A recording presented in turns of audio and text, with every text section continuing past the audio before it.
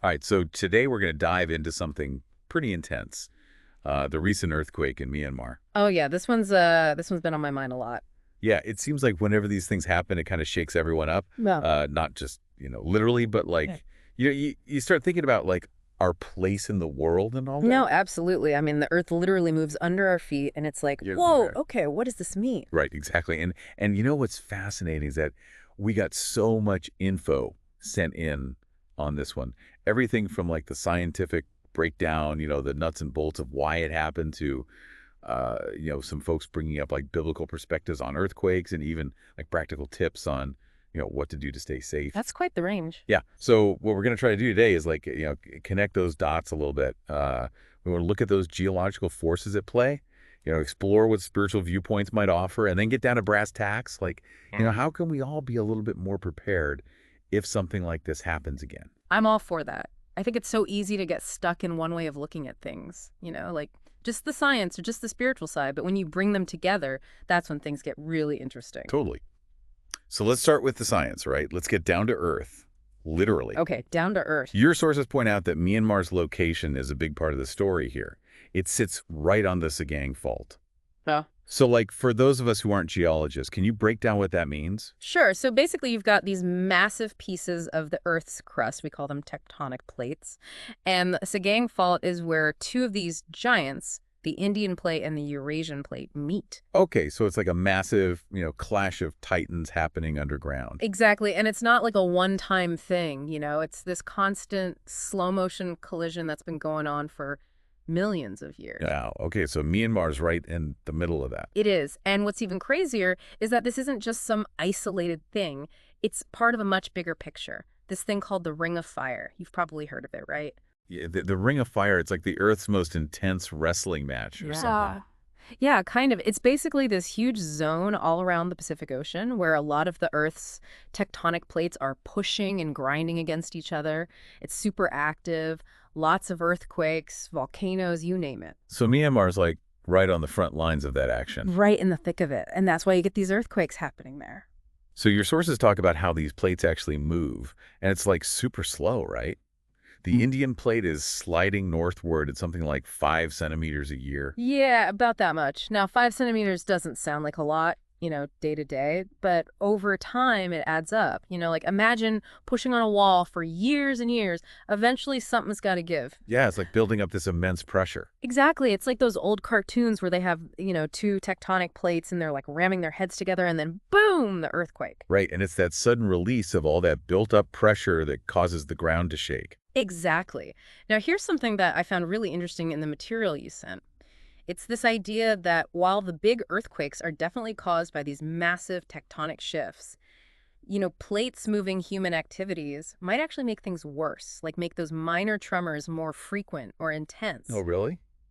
That's kind of scary. Yeah, it is. It's like we're adding to the pressure cooker without even realizing it. They talk about things like building huge dams. The weight of all that water can put stress on the Earth's crust, or extensive mining, digging out massive amounts of stuff, can also disrupt the balance underground.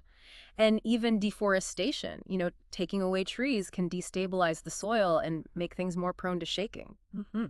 I never thought about it like that. Yeah, it's like this ripple effect, right? Our actions can have consequences we don't even see right away. So it's not just about understanding those massive forces of nature, but also thinking about our own impact. Exactly. And that's something we can actually do something about. We can make choices that lessen our impact and maybe make things a little bit safer. That's a good point. Okay, so we've got this picture of, Myanmar sitting on this super active fault line. Yeah. Those are grinding together, pressure builds up, and boom, earthquake. But what about the consequences, on the ground? What actually happens when a quake this big hits? Well, I mean, the most immediate thing is the damage to buildings and infrastructure, roads, bridges, all of that can be absolutely devastating. Yeah, those images from Myanmar were just heartbreaking, seeing all the rubble and the damage. It's tough. And, especially in hilly areas or mountainous regions like parts of Myanmar, you also have to worry about landslides. Oh, right, because the shaking can make those slopes unstable. Exactly. And then you've got the combination of ground shaking and unstable terrain that can just be really dangerous for people living in those areas. And even when the shaking stops, the danger isn't necessarily over, right? there's always the risk of aftershocks. Oh, yeah, those can be scary. You've just gone through this major earthquake, and then suddenly the ground starts shaking again, and you don't know how long it's going to last or how strong it's going to be. And those aftershocks can be dangerous, Yeah, especially if buildings are already weakened from the main quake. absolutely. So that's kind of this scientific grounding, right? We've got this constant movement and release of energy in this seismically active zone. It's like this incredible dance of the earth, Yeah. these immense forces at play that we can't really control. Exactly. And that's where things get really interesting because, as you mentioned, your sources also offer a completely different lens for understanding these events, a spiritual lens. Yeah, it's fascinating to me how ancient texts like the Bible approach something as powerful and terrifying as an earthquake. It seems like they're seen both as real events that people experienced, but also as these symbolic images used in prophecy. It's a really nuanced view, actually. The Bible doesn't shy away from depicting the raw power of nature, and earthquakes are definitely a prime example of that. But at the same time, it uses these events to communicate deeper truths about God, about humanity, about the world. So let's look at some of those examples, in terms of judgment and prophecy. One that's often cited is Matthew 24.7, where earthquakes are listed, along with things like wars and famines, as like the birth pains of a new age. Oh, yeah. That's a powerful image. Right, so when we hear birth pains in this context, what's the idea there? Well, it suggests that these things aren't just random occurrences, right? They're part of a bigger picture, a process of change that's leading to something new. So it's not necessarily that every single earthquake is a direct punishment from God, but more like these events are a sign of the times. Things are shifting and changing. Yeah, exactly. It's about recognizing the patterns and seeing the bigger story that's unfolding. And then there's Revelation 6.12, Hmm. right? This one describes a massive earthquake happening when the sixth seal is opened in end times prophecy. Oh, yeah, that's a big one. That's not just your average tremor. That's like a world-shaking event. Yeah, it sounds pretty cataclysmic, like the whole earth is being shaken to its core. Absolutely. And, the language in Revelation is very symbolic and often quite dramatic. So this earthquake is meant to represent a fundamental shift in the cosmic order. Things are changing on a massive scale. So it's not just about the physical event itself, but what it represents, this huge upheaval and transformation. Exactly. But it's not always about these grand prophetic events. Your sources also point out that earthquakes are sometimes used to demonstrate God's power in a more direct way. Yeah. Like that story in 1 Kings 19.11 where God appears to the prophet Elijah. Oh, yeah. I love that story. There's this whole sequence, right? Hmm. First, a powerful wind, then an earthquake, then a fire, all these incredible displays of force and power.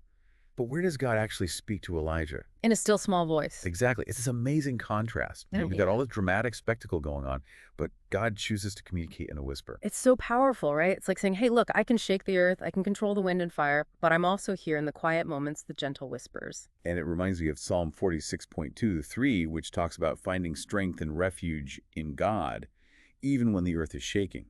This idea that there's something solid and unchanging, even when everything around you feels like it's falling apart. It's a beautiful image. It speaks to this deep trust and faith that goes beyond our physical circumstances. Like no matter what happens in the world around us, there's this anchor, this source of peace that we can hold on to. And it's interesting because alongside these images of judgment and power, the biblical perspective also offers this vision of hope and renewal. Mm. Revelation 21.1-4 talks about a new heaven and a new earth where there's no more pain, no more suffering, no more disasters. Yeah, it's this beautiful picture of restoration and healing. Like even after all the shaking and upheaval, there's this promise of something new and perfect.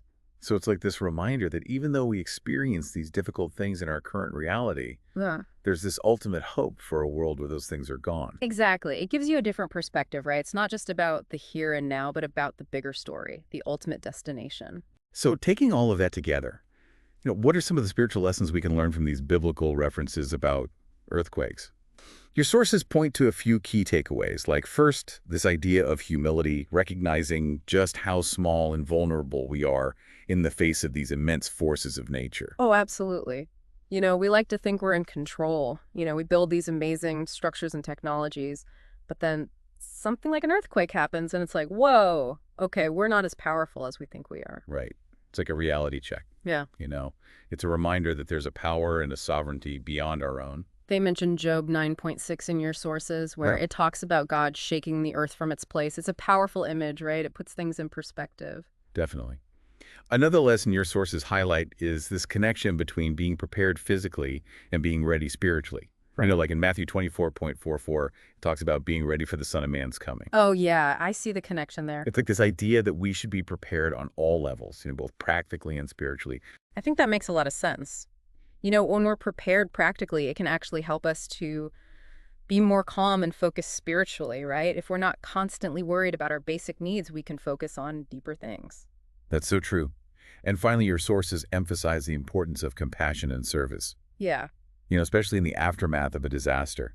Like in James 2:14-17, it talks about faith without works being dead. Yeah, so it's not enough to just talk the talk, right? We have to walk the walk. Exactly. So when something like an earthquake happens, it's an opportunity to put our faith into action, to show love and support to those who are suffering. It's about being the hands and feet of Christ, meeting people's practical needs, offering comfort and hope. And I think that's something we can all do regardless of our religious beliefs, just showing up for each other when times are tough. Totally. Okay, so we've explored the science, we've looked at the spiritual perspectives. Now let's get practical, right? How can we protect ourselves both physically and emotionally if an earthquake happens? Yeah, let's get down to brass tacks. Yeah. Knowledge is power, but knowing what to do is what can really make a difference. Absolutely. So your sources break down these safety precautions into 3 phases: before, during, and after an earthquake. Let's start with before. What can we do to prepare ourselves ahead of time? So one of the biggest things is securing heavy furniture and appliances, making sure they're bolted to the wall or strapped down. Because if an earthquake hits, those things can become like projectiles. Oh, yeah, absolutely. I've seen videos of bookcases just toppling over during earthquakes. It's scary stuff. Yeah, and it's not just about protecting ourselves, it's about protecting everyone in our homes. Yeah. Kids, pets, everyone. So securing those heavy items is key. And then there's the emergency preparedness kit. Right, that's something everyone should have in earthquake-prone areas. Right? And your sources go into a lot of detail about what to include in that kit. Things like water, at least a 3-day supply, non-perishable food, a flashlight with extra batteries, a first aid kit, a battery-powered or hand crank radio so you can stay informed, any medications you need, copies of important documents in a waterproof bag, some cash, and maybe a multi-purpose tool. Yeah, it's like being a little bit of a Boy Scout or Girl Scout, being prepared. Exactly. And then there's the drop cover and hold on drill. It sounds simple, but it can really save lives. Yeah, I remember learning that in school. So the idea is if you feel the ground shaking, you drop to your hands and knees, cover your head and neck with one arm, and if there's a sturdy table or desk nearby, you crawl under it and hold on until the shaking stops. So it's about protecting yourself from falling debris, right? Exactly. Oh. Okay, so what if you're indoors when an earthquake starts? What do you do? Well, your sources recommend staying inside and moving away from windows, glass doors, anything that could shatter. Right, because those things can break and cause injuries. Exactly. So find a safe spot, under a sturdy piece of furniture or against an interior wall if nothing else is available. And what if you're outside? If you're outside, the best thing to do is move to an open area away from buildings, power lines, trees, anything that could fall on you. So it's about getting away from potential hazards, right? Exactly. Okay, now what about after the shaking stops? What do we do then? So the first thing is to check for any hazards like gas leaks or down power lines. Make sure your surroundings are safe. Right, because even after the earthquake, there can still be danger. Exactly. And it's important to listen to official news and emergency broadcasts. Yeah. Get information about what's happening and what to do. And check on your neighbors, especially those who might need extra help. Elderly folks, people with disabilities. Yeah, that sense of community is so important in times like these, helping each other out. Absolutely. Okay, so we've talked about the physical side of things, but your sources also talk about preparing ourselves emotionally and spiritually for these events, building that inner resilience. Yeah, because earthquakes can be really traumatic experiences. It's natural to feel scared and overwhelmed. Totally. So how can we cultivate that inner strength? That sense of peace, even in the midst of chaos. Well, your sources emphasize the power of prayer, connecting with something bigger than ourselves and finding comfort and guidance there. They mention Philippians 4:6-7, right? Do not be anxious about anything, but in everything, by prayer and supplication with thanksgiving, let your requests be made known to God. Exactly. It's about surrendering our worries and fears and finding that peace that transcends our circumstances. And they also talk about the importance of faith communities, churches, synagogues, mosques, whatever your tradition might be. These communities can provide support and comfort both during and after a disaster. Yeah, that sense of belonging and shared faith can be so powerful in times of crisis. It's like having a network of people who understand what you're going through and can offer practical and emotional support. And finally, there's this idea of maintaining a broader perspective. You're remembering that even in the midst of tragedy and loss, there's still hope. They mention Romans 8.22, right, where it talks about creation groaning as in pain awaiting its redemption. Yeah, it's this reminder that even though we experience suffering and hardship in this world, there's a bigger story unfolding, a story of hope and renewal. It's about trusting that even when things seem dark and chaotic, there's a light at the end of the tunnel. So as we wrap up this deep dive into the earthquake in Myanmar, it's clear that these events are incredibly complex. There's the scientific explanation, the spiritual interpretation, and then the practical question of how we respond and prepare. It's a lot to take in. It is. But I think the most important takeaway is that we don't have to face these things alone. There's knowledge we can gain, there are communities we can lean on, and there's a hope that transcends our circumstances. And there's always something we can do, right? Whether it's preparing our homes or reaching out to help our neighbors, we can make a difference. Absolutely. So until our next deep dive, keep exploring, keep learning, and keep seeking those connections between the world around us and the world within us. Beautifully said. And don't forget to check out the show notes for links to all the sources we discussed today and some additional resources that you might find helpful. Stay safe out there, everyone.